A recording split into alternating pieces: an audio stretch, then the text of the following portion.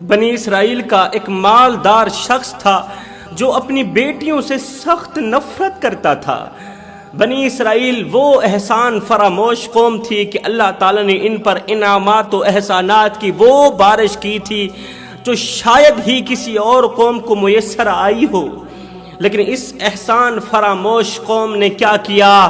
اللہ کی نافرمانی، احسان فراموشی، اللہ تعالیٰ کی ناشکری اور کفر کی وہ تاریخ رقم کی جس کی دنیا میں کوئی مثال نہیں ملتی۔ نافرمانی کی، بد کرداری کی، بد اخلاقی کی وہ تاریخ رقم کی جس کی دنیا میں کوئی نظیر نہیں ملتی۔ جوانوں، بنی اسرائیل کا ایک مالدار شخص تھا جس کو اللہ تعالیٰ نے بڑی ہی مال و دولت سے نوازا تھا، رزق کی فراوانی تھی، دولت کی فراوانی تھی، ہیرے جواہرات سے صندوقیں بھری ہوئی تھیں، تابوت بھرے ہوئے تھے، شہر کا ہر چھوٹے سے لے کر بڑا تاجر اس کا مقروض تھا، لوگ اس سے پیسہ اٹھا کر کاروبار چلایا کرتے تھے، بزنس چلایا کرتے تھے، مال و دولت کی اس کے پاس کوئی کمی نہیں تھی، ہیرے جواہرات کی کوئی کمی نہیں تھی، حلال و حرام کی تمیز کیے بغیر مال کماتا رہا، اکٹھا کرتا رہا، غریبوں کے لہو سے کھیلتا رہا، غریبوں کا خون چوس چوس کر اس نے مال جمع کیا۔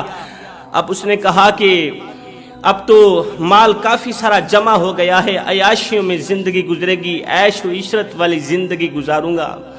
لیکن وہ جتنا بڑا مالدار تھا اس سے کہیں زیادہ منحوس بھی تھا، اس سے کہیں زیادہ وہ کنجوس بھی تھا۔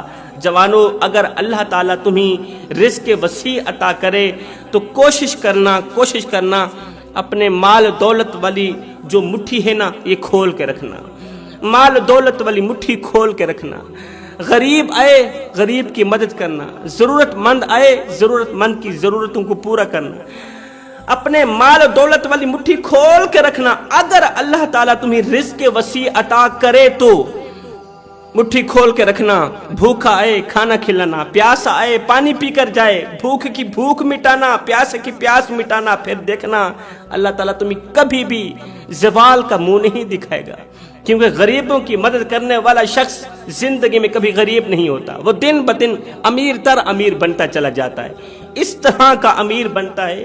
اللہ تعالیٰ اس پر اس طرح کی رزق کی بارش برساتا ہے کہ بڑے بڑے مالدار، بڑے بڑے رئیس اس کی امیری پر رشک کرتے ہیں۔ بدقسمتی سے وہ جتنا بڑا مالدار تھا اس سے کہیں زیادہ وہ کنجوس بھی تھا، وہ غریبوں کا لہو چوستا تھا، غریبوں کے خون سے کھیلتا تھا۔ اس کی شادی ہو گئی، اب وہ دعا کرتا تھا، اللہ مجھے بیٹے عطا کرنا، کیونکہ بیٹیوں سے مجھے سخت نفرت ہے، بیٹے عطا کرنا، بیٹیوں سے سخت نفرت ہے، اگر تو نے مجھے بیٹیاں عطا کی تو میں کیا کروں گا؟ ان کے پیدا ہوتے ہی ان کے گلے دبا کر انہیں موت کی گھاٹ اتار دوں گا۔ مجھے بیٹیاں نہیں چاہیے، کیوں؟ اس لیے کہ میں کسی کو اپنا داماد نہیں بنانا چاہتا، میری غیرت گوارا نہیں کرتی کہ کوئی شخص، کوئی اجنبی شخص میری بیٹیوں پر اپنے حقوق زوجیت پورے کرے، میری غیرت گوارا نہیں کرتی کہ کوئی مجھے اپنا سسر کہے۔ اللہ اکبر، کوئی میری بیٹی کو گلے لگائے، میری غیرت گوارا نہیں کرتی۔ اللہ مجھے بیٹیاں عطا نہ کرنا، مجھے بیٹے عطا کرنا۔ اللہ کا کرنا ایسا ہوا، پہلے سال ہی اللہ تعالیٰ نے اسے بیٹی عطا کی۔ جیسے ہی اس نے بیٹی کو دیکھا آگ بگولا ہو گیا، جیسے ہی اس نے اللہ کی رحمت کو دیکھا آگ بگولا ہو گیا۔ میرے گھر میں سانپ نے جنم دیا لیکن وہ مرتا کیا نہ کرتا، اس نے بیٹی کا گلا نہیں دبایا تھا، اس لیے کہ وہ اپنی بیوی کے ساتھ بے پناہ محبت کرتا تھا۔ بیوی اس کی زمانے کی سب سے بڑی خوبصورت عورت تھی، زمانے کی عورتوں میں سب سے زیادہ حسین و جمیل تھی، جو بھی اسے دیکھتا بس دیکھتا ہی رہ جاتا، رش کے کمر خوبصورت پری تھی۔ وہ اپنی بیوی سے بے پناہ محبت کرتا تھا۔ بیوی کی محبت کی آڑ میں آ کر اس نے بیٹی کا گلا تو نہ دبایا لیکن اندر نفرت کی آگ جل اٹھی۔ جیسے ہی اس نے بیٹی کا منہ دیکھا، وقت گزرتا گیا، دوسرے سال بھی اللہ تعالیٰ نے اسے بیٹی ہی عطا کر دی، تیسرے سال پھر اللہ تعالیٰ نے اسے بیٹے سے نوازا۔ جیسے اس نے بیٹے کو دیکھا خوشی سے جھوم اٹھا، وقت گزرتا گیا، اللہ تعالیٰ نے اسے 2 بیٹے عطا کیے اور 2 بیٹیاں عطا کی، 2 نعمتوں سے نوازا، 2 رحمتوں سے نوازا۔ لیکن یہ بدبخت مالدار بیٹوں سے تو خوب محبت کرتا تھا، بیٹوں سے پیار کرتا تھا، جتنی بڑی بیٹوں سے محبت کرتا تھا اس سے کہیں زیادہ وہ بیٹیوں سے نفرت کرتا تھا۔ جوانوں خدارا، نفرتوں کے گلے دباؤ، محبتوں کو عروج پر لاؤ۔ زندگی اتنی مختصر ہے، اتنی چھوٹی سی زندگی ہے کہ جی بھر کر محبت کرنے کا وقت نہیں ملتا، اللہ جانے لوگ نفرتوں کا وقت کہاں سے لے کر آتے ہیں۔ اگر میں آپ کے بچوں سے پیار کروں تو میں آپ کو کتنا اچھا لگوں گا، اور اگر آپ میرے بچوں سے پیار کریں گے تو آپ مجھے کتنے اچھے لگیں گے۔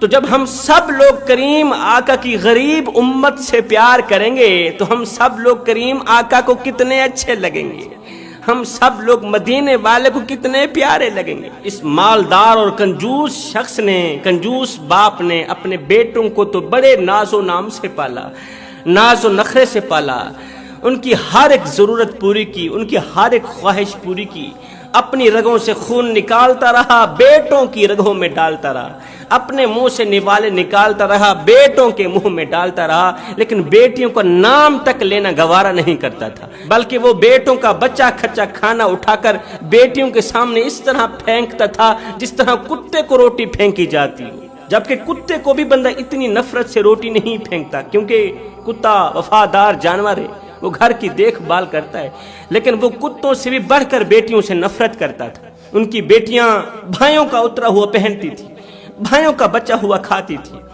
باپ کے ظالمانہ رویے کی وجہ سے کبھی کبھار بیٹیاں بھوکی بھی سو جاتی تھی۔ بیٹیاں آج چھوٹی کل بڑی، بیٹیوں نے جب جوانی کی دہلیز پر قدم رکھا تو ماں نے کہا کیوں نہ ہم بیٹیوں کی شادی کر دیں۔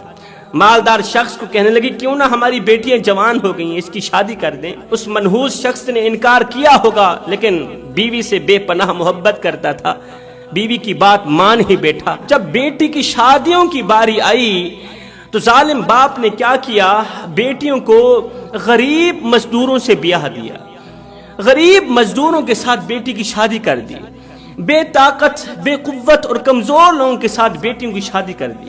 حالانکہ یہ شہزادیاں تھیں، خوبصورت عورتیں تھیں، ان کی غریب مزدوروں کے ساتھ شادی کر دی، اس سوچ کی بنیاد پر کہ یہ غریب اور کمزور ہونے کی وجہ سے مجھ سے وراثت میں سے حصہ نہیں لیں گے، میری بیٹیوں کا حصہ نہیں لیں گے میری وراثت میں سے۔ اس سوچ کی بنیاد پر اس نے مزدوروں کے ساتھ بیٹیوں کی شادی کر دی، بیٹیوں گھر سے رخصت کر دیا۔ اللہ کا شکر ادا کیا کہ یہ دونوں عذاب مجھ سے ٹل گئے، لیکن یہ نادان نہیں جانتا تھا کہ اگلا عذاب کس کا شروع ہونے والا ہے، اگلی تباہی کس کی شروع ہونے والی ہے۔ جوانوں، جب بیٹیاں گھروں سے رخصت ہوتی ہیں نا تو یہ باپ کے گھر کی رونقیں بھی ساتھ لے کر جاتی ہیں، مسکراہٹیں بھی ساتھ لے کر جاتی ہیں، خوشیاں بھی ساتھ لے کر جاتی ہیں۔ جس گھر میں بیٹی نہیں ہے نا وہ گھر پریشانیوں کی دلدل میں پھنسا ہوا نظر آئے گا۔ جس گھر میں عورت نہیں ہے، بہن نہیں ہے، بیٹی نہیں ہے، وہ گھر پریشانیوں کی دلدل میں پھنسا ہوا نظر آئے گا۔ اس گھر میں خوشی کبھی نہیں آ سکتی۔ خوشی تب آئے گی جب اللہ تعالیٰ کی رحمت اس گھر کے اندر قدم رکھے گی، خوشی تب آئے گی جب اللہ کریم کی رحمت اس گھر کی دہلیز پر قدم رکھے گی، جنم دے گی۔ جب بیٹی پیدا ہوگی سمجھو خوشیاں آ گئی، جب گھر میں بہن پیدا ہو گئی ہے تو سمجھو خوشیاں آ گئی، کیونکہ بیٹی کے دم سے ہی تو کائنات میں رونقیں ہیں، بہنوں کے دم سے ہی تو کائنات میں خوشیاں ہیں۔ دنیا میں کوئی کسی کے ساتھ اتنا پیار نہیں کرتا جتنی بہن پیار کرتی ہے، جتنی بیٹی محبت کرتی ہے۔ بیٹی جتنی اپنے باپ سے محبت کرتی ہے، باپ سے پیار کرتی ہے، دنیا کی کوئی عورت اتنی کسی کے ساتھ محبت نہیں کرتی، پیار نہیں کرتی، کیونکہ اللہ تعالیٰ نے بیٹی کا رشتہ بھی کچھ اس طرح کا بنایا ہے۔ اس رشتے کے اندر اللہ تعالیٰ نے اخلاق رکھا ہے، پیار رکھا ہے، محبت رکھی اور مودت رکھی۔ آپ دیکھتے نہیں ہیں جب باپ فوت ہو جائے، باپ مر جائے، بیٹا روئے نہ روئے، بھائی روئے نہ روئے، لیکن بہنوں کا اور بیٹیوں کا رو رو کر برا حال ہو جاتا ہے۔ کچھ بیٹیاں تو پاگل بھی ہو جاتی ہیں، باپ کی جدائی برداشت نہیں کر پاتی، باپ کا بچھڑنا برداشت نہیں کر پاتی۔ اب اس ظالم اور منحوس مالدار نے بیٹیوں کی شادی کر دی۔ جوانوں، ایک بات یاد رکھنا، یہ جو مال ہے نا، یہ جو دولت ہے نا، یہ اللہ تعالیٰ کے راضی ہونے کی علامت نہیں ہے۔ پیسوں کا آ جانا یہ اللہ تعالیٰ کے راضی ہونے کی نشانی نہیں ہے۔ اقتدار کی کرسی مل جانا یہ اللہ تعالیٰ کے راضی ہونے کی نشانی نہیں ہے۔ صاحب اختیار ہو جانا، ایم این اے، ایم پی اے، وزیر، مشیر، ممبر یا کونسلر بن جانا، یہ کوئی اللہ تعالیٰ کے راضی ہونے کی نشانی نہیں ہے۔ پیسوں کی تجوریاں بھر جانا، پیسوں کی بوریاں بھر جانا، یہ اللہ تعالیٰ کے راضی ہونے کی نشانی نہیں ہے۔ یہ پیسہ ہے، یہ مقدر ہے، اس کا دل کرے فرعون کے پاس چلا جائے، اس کا دل کرے نمرود کے پاس چلا جائے۔ آج تیرے پاس ہے، کل تیرے دوست کے پاس ہوگا، پرسوں تیرے دشمن کے پاس ہوگا۔ پیسوں کا آ جانا یہ اللہ تعالیٰ کے راضی ہونے کی نشانی نہیں ہے۔ شاہ جی پھر آپ ہی بتا دیں کہ اللہ تعالیٰ کے راضی ہونے کی نشانی کیا ہے، علامت کیا ہے؟ میں کہتا ہوں جب دن میں 5 ٹائم سجدوں کی توفیق مل جائے تو پکا یقین کر لینا اللہ تم پر راضی ہو گیا۔ سبحان اللہ۔ جب کسی کا حق ادا کرنے کی توفیق مل جائے، کسی کو کسی کا حق دینے کی توفیق مل جائے تو سمجھ لینا اللہ تم پر راضی ہو گیا۔ اب جیسے ہی اس مالدار منحوس نے بیٹیوں کی شادیاں کرنے کے بعد بیٹیوں کو گھر سے رخصت کیا تو پیچھے ساری جائیداد بیٹوں کے نام کر دی۔ جیسے ہی باپ نے اپنی ساری جائیداد، سونے، زیورات، زمینیں، سب کچھ بیٹوں کے نام کیا تو باپ کا یہ رویہ بیٹیوں کو اچھا نہ لگا، بیٹیوں کا رویہ منتشر ہو گیا، بیٹیوں کا رویہ بدل گیا۔ وقت گزرتا گیا، باپ نے اپنی وراثت میں سے بیٹیوں کو حصہ نہ دیا، بیٹیوں کو ان کا حق نہ دیا، غریبوں کے ساتھ رخصت کر دی۔ ادھر سے بیٹیاں صبح کھاتی ہیں شام کے لیے نہیں ہوتی، شام کو کھاتی ہیں صبح کے لیے نہیں ہوتی۔ ادھر سے مالدار بھائیوں کے کتے بھی دودھ پیتے رہے، ادھر سے بہنوں کے غریب بچے بھوک سے بلکتے رہے، ادھر سے مالدار بھائیوں کے کتے دودھ پیتے رہے۔ وقت گزرتا گیا، وقت گزرتا گیا۔ ایک دن یہ مالدار شخص فالج زدہ ہو کر چارپائی پر لیٹ گیا، زمین پر گر گیا، فالج زدہ ہو کر زمین پر لیٹ گیا۔ گھر والے 4 دن تو بڑی خدمت میں لگے رہے، بیٹے 4 دن تو بڑی نوکری میں لگے رہے، بڑی غلامی میں لگے رہے، دیکھ بھال میں لگے رہے، بڑی فکر میں لگے رہے، لیکن 4 دن کے بعد بیٹوں نے اپنے کام بھی تو کرنے تھے، پھر آہستہ آہستہ اگنور کرنا شروع کر دیا۔ یہ ظالم منحوس باپ بھی جاننے لگا کہ میرے بیٹے مجھے اگنور کر رہے ہیں۔ اب بڈھے باپ کی زندہ لاش کو اندر سے اٹھا کر باہر برآمدے میں رکھ دیا گیا، اس لیے کہ بڈھا کھانستا ہے جراثیمیں پھیلتی ہیں، بڈھا کھانستا ہے کورونا پھیلتا ہے۔ وقت گزرتا گیا، ایک وقت تھا کہ جس طرح یہ بیٹوں کا بچا ہوا کھانا بیٹیوں کے سامنے اس طرح پھینکتا تھا کہ جس طرح کتے کے سامنے روٹی پھینکی جاتی ہے، آج یہ بڈھا ہو گیا ہے، اس کے ہاتھ ہیں تو کانپتے ہیں، اس کا سر ہے کانپتا ہے، اس کے بازوں میں طاقت نہیں ہے، قوت نہیں ہے۔ جس طرح یہ بیٹیوں کے سامنے کتے کی طرح روٹی پھینکتا تھا، آج اس کی بہویں اس کے قریب نہیں آتی، اس کے نزدیک نہیں آتی کہ کہیں بڈھے کی بیماری ہمیں نہ لگ جائیں۔ وہ دروازے پر کھڑی ہو کے اس کے سامنے اس طرح روٹی پھینکتی ہیں جس طرح کتے کے سامنے روٹی پھینکی جاتی ہے۔ جوانوں، اللہ کا ترازو تو صرف انصاف ہی تولتا ہے۔ کسی کو دکھ دے کر اپنی باری کا انتظار ضرور کرنا، کسی کو غم دے کر اپنی باری کا انتظار ضرور کرنا، اس لیے کہ قدرت جب تھپڑ مارتی ہے نا، وہ دل پر نہیں سیدھا روح پر جا لگتا ہے۔ ادھر سے غریب بیٹیاں، غریب بیٹیوں کے غریب بچے حرام کھانے پر مجبور ہو گئے، کیونکہ جب کھانے کو کچھ نہ ملے تو پھر بندہ حرام بھی کھائے تو وہ حلال ہی ہوتا ہے، وہ جائز ہی ہوتا ہے۔ اب دونوں بیٹیوں نے، دونوں بہنوں نے مشورہ کیا کہ کیوں نہ ایک بار ہم باپ کے دروازے پر چلتے ہیں، ہاتھ جوڑتے ہیں، منتیں کرتے ہیں، سماجتیں کرتے ہیں کہ ابا ہمیں اپنی وراثت میں سے حصہ دے دو، ہمارے بچے حرام کھانے پر مجبور ہو گئے ہیں، ہمارے بچے رات کو بھوک کی وجہ سے سوتے نہیں ہیں، ہمیں نہیں سونے دیتے، ہر وقت ہمیں پریشان کرتے ہیں۔ دونوں نے مشورہ کیا، یہ دونوں بہنیں چلتی چلتی باپ کے دروازے پر آئیں۔ باپ چارپائی پر لیٹا ہوا ہے، زندگی موت کی جنگ لڑ رہا ہے۔ دونوں بیٹیاں باپ کے قدموں پر بیٹھ گئیں، گریہ وزاری کرنے لگی، خون کے آنسو بہا کر کہنے لگی، خدارا ابا ہمیں روٹی کا ٹکڑا دو نہ دو، ہمیں اپنی وراثت میں سے حصہ دو نہ دو، لیکن خدارا ہمارے بچوں پر تو ترس کھاؤ، ہمارے بچوں پر تو رحم کرو، انہیں تو کچھ نہ کچھ کھانے کو دے دو نا۔ جب بیٹیوں نے بار بار اصرار کیا تو زندگی موت کی جنگ لڑنے والے ظالم باپ نے اپنے دونوں بیٹوں کو بلایا، دونوں بیٹوں کو آواز دی، کہا بیٹو ان دونوں کم بخت عورتوں کو دھکے دے کر گھر سے باہر نکال دو، ان دونوں کم بخت عورتوں کو دھکے دے کر گھر سے باہر نکال دو، اس لیے ایک تو یہ مجھے اچھی نہیں لگتی، دوسری میرے سامنے آ جاتی ہیں، تیسری پھر میری وراثت میں سے حصہ مانگنے آ جاتی ہیں، دھکے دے کر انہیں گھر سے باہر نکال دو۔ انہیں دھکے دے کر گھر سے باہر نکال دیا گیا۔ وہ اللہ سے فریادیں کرتی ہوئیں، اپنے معاملات اللہ کی عدالت میں پیش کرتی ہوئیں اپنے گھر کی طرف چل پڑیں۔ وقت گزرتا گیا۔ ایک دن بہو نے اپنے شوہر کو کہا، منحوس مالدار شخص کے بیٹے کو اس کی بیوی نے کہا کہ یہ جو تمہارا بڈھا باپ کھانستا ہے، جراثیمیں پھیلتی ہیں، کرونا پھیلتا ہے، یا تو اسے اپنے گھر میں رکھو یا مجھے رکھو، یا اسے اپنے گھر میں رکھو یا ہم بیویوں کو اپنے پاس رکھو، ہم تمہارے اس بڈھے باپ کو برداشت نہیں کر سکتی، یہ تو ہمارے لیے عذاب بن چکا، ہم اسے روٹی نہیں دے سکتے، اگر تم ہماری خواہش پوری نہیں کرتے، ہماری تمنا پوری نہیں کرتے تو تم جانو تمہارا باپ جانے، ہم تو اس گھر سے نکل رہے ہیں، ہم پھر تمہاری دنیا سے نکلنا چاہتی ہیں۔ لیکن یہ کم بخت نوجوان بھی اپنی بیویوں سے بے پناہ محبت کرتے تھے۔ بیویوں کے کہنے پر اولاد نے کیا کیا، رات کے دوسرے پہر اپنے باپ کو کندھے پر اٹھایا، کندھے پر اٹھا کر گھر سے باہر نکالا۔ چلتے رہے، رات کا دوسرا پہر ہے، چرند پرند انسان حیوان تمام مخلوق سوئی ہوئی ہے، مگر یہ دو بدبخت نوجوان جاگتے ہوئے باپ کی زندہ لاش کو کندھے پر رکھ کر جنگل کی طرف جا رہے۔ چلتے چلتے جنگل کے درمیان پہنچ گئے، ایک درخت کے نیچے باپ کی زندہ لاش کو رکھ کر واپس چلے آئے، باپ کو تنہا اکیلا چھوڑ کر واپس چلے آئے۔ رات کے دوسرے پہر جنگل کے درمیان درخت کے نیچے باپ کو تنہا اکیلا چھوڑ کر، بے یار و مددگار چھوڑ کر یہ دونوں بیٹے واپسی اپنی بیویوں کے پاس چلے گئے۔ جب صبح کا سورج طلوع ہوا تو وہاں سے حضرت سیدنا زکریا علیہ السلام کا گزر ہوا۔ زکریا علیہ السلام کا دور بنی اسرائیل کا دور تھا۔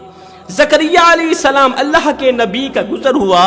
نبی کی نظر اچانک جب اس شخص پر پڑی تو اللہ کے نبی کیا دیکھتے ہیں، اس کی لاش کو کتے بلے اور جانور کھا رہے ہیں، جنگلی جانور کھا رہے ہیں اس کی لاش کو۔ کوئی جانور اسے کہاں سے چیر پھاڑ رہا ہے، کوئی جانور اسے کہاں سے چیر پھاڑ رہا ہے۔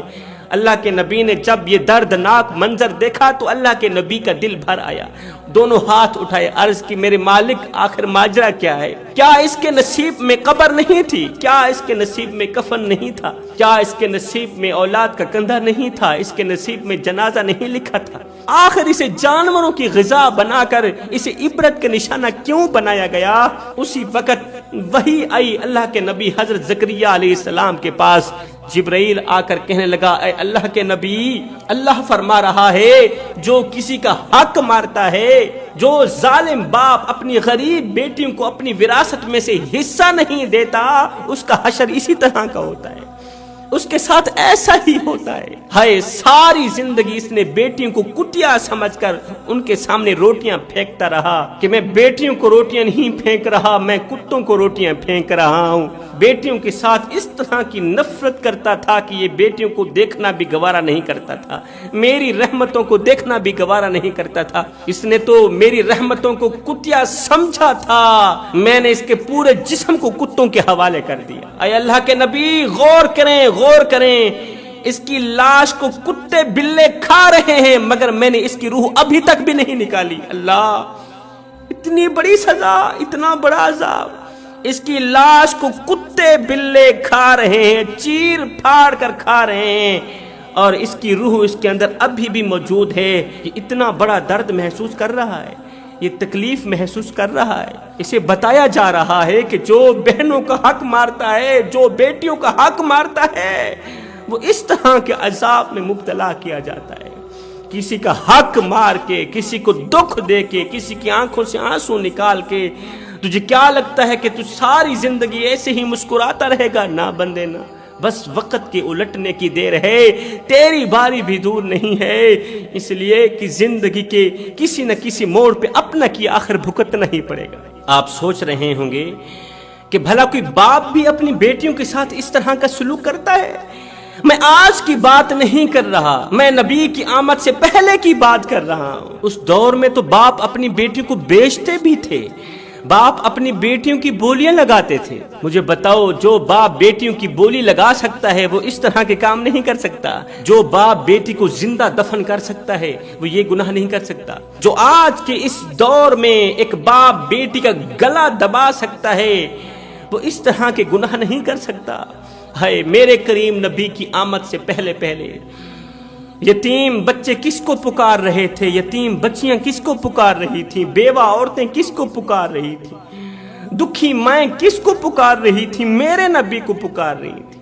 جب بیواؤں کی چیخیں، یتیموں کی آہیں، معصوم بچیوں کے دبے آنسوں ریت سے پکار کرتے ہوئے عرش الہی کو جنبش دینے لگے تو میرے اللہ کو دکھی انسانیت پر رحم آیا، آمینہ کی آغوش میں محمد عربی کو بھیج دیا۔